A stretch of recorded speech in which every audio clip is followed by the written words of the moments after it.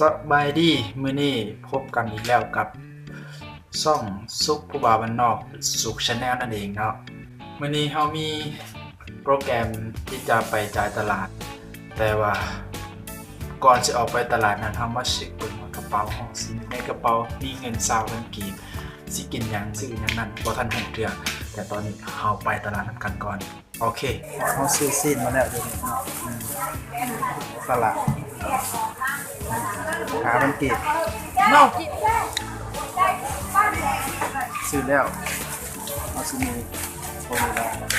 หลังจากที่ไปตลาดมาก็ไปซื้อเด็กซีนไปตลาดมา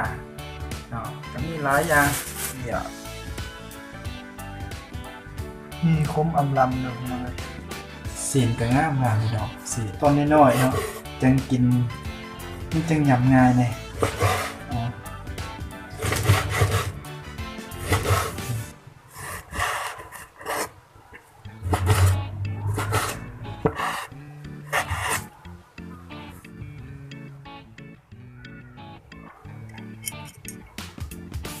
เราจะได้ซีนสิเป็นน้ำเพีย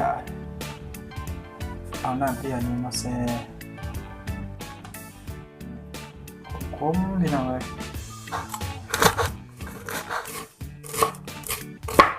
บ่ต้องใส่ร้ายเลยเป็นนัวเด้อ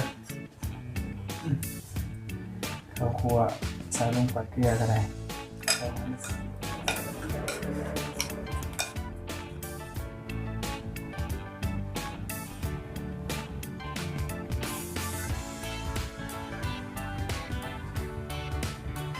อร่อยเนาะแต่วันนี้เราสิมากินข้าวน้ำกันอาหารเราก็มีหลายอย่างลาบมันมีนะมาเพียเลยมาเพียเป็นสูตรของสุกัววันเนาะก็โดนแล้วได้พอได้กินแล้วตั้งแต่คลิปตั้งอีกครับเราจะเห็นมากกันก็จนวันนี้ก็โดนเติมอะไรเนาะพอได้กินแล้วแต่ว่าอันนี้ก็มีเด้เป็นสูตรของสุกัววันเนาะมีทั้งดิบแล้วก็สำลานี่ครัวแล้วเนาะอันนี้เป็นผักนอกสลัดขาดบ่ได้เลยนะเกือบทุกคาบกินอักซานารีนะแต่ว่าเฮาสิมาลองซีนมันก่อนว่าลาบดิบๆอันนี้เป็นยังไงโอ้คำใหญ่ๆโอ้เลยพี่น้องเลย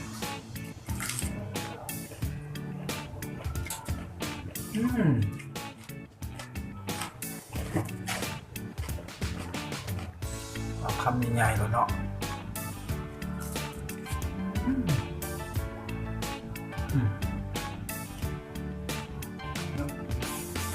เป็นตัวสุกสำราญเนาะข้างนอกนี้มันแก่สันในผักเข้าไปเยอะแยะหลายกินทั้งสองอย่างเลย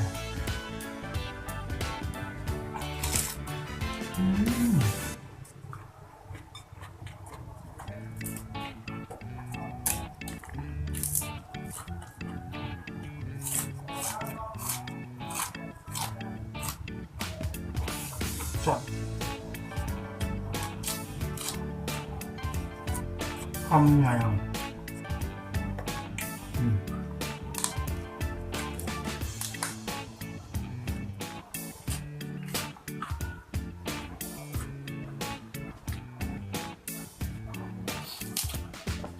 แซ่บครับซุปกระแสดิบกระแสมาคำสุดท้ายเลยนะวันนี้เราโอเลยจากหวานเนาะนี่ใส่ผักใส่ไปเอาคำสุดท้ายก่อนจีลาจากกันไปนี่เด้อ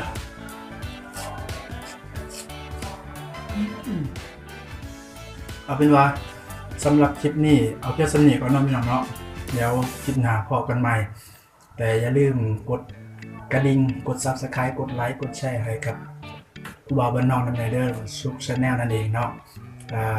เพื่อจะได้ติดตามคลิปใหม่ๆจากผู้บ่าวบ้านนอกนั่นเองเนาะ